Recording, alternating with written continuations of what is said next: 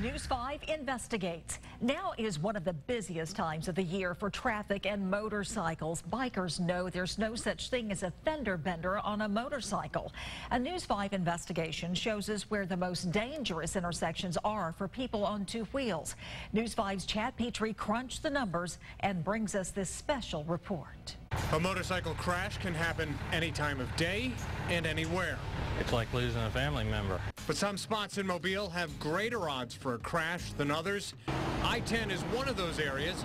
It's where a little more than a year ago, Paul Phipps was killed on the Daphne side of I-10 by a driver who kept on going. It doesn't even seem real. It still hasn't sunk in that that we've lost him. Paul's brother Glenn says he'll never get on a motorcycle after what happened. Just take that extra, couple of seconds, check your surroundings. That's all it takes. That's all it could take to save someone's life. In the last year, Mobile Fire Rescue responded to 121 calls where a motorcycle was involved.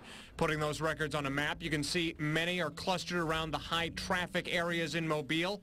The worst spots being Tillman's Corner, I-10 near the Wallace Tunnel, and especially along the I-65 corridor between Dauphin and Government, whether you're merging on or off the interstate. It comes so quickly, it's really hard to judge what the distance and the distant closure between when you're going to actually pull out and the car's coming into you. In Baldwin County, Daphne police say their worst spots are the intersections of highways 90 and 98, along with the I-10 Highway 181 interchange. Bikers have been documenting these close calls with affordable bike and helmet-mounted cameras.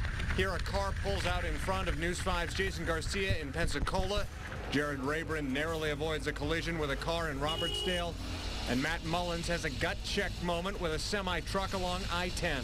There's 18-wheelers that can't even see you when you're passing them, that'll go right into your lane and run you off the road.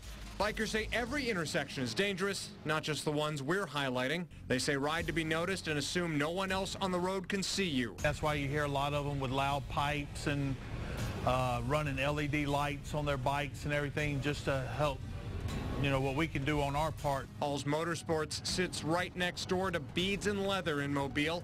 Tommy Thompson clicks through digital folders full of patches he's designed in memory of bikers who've died on the road.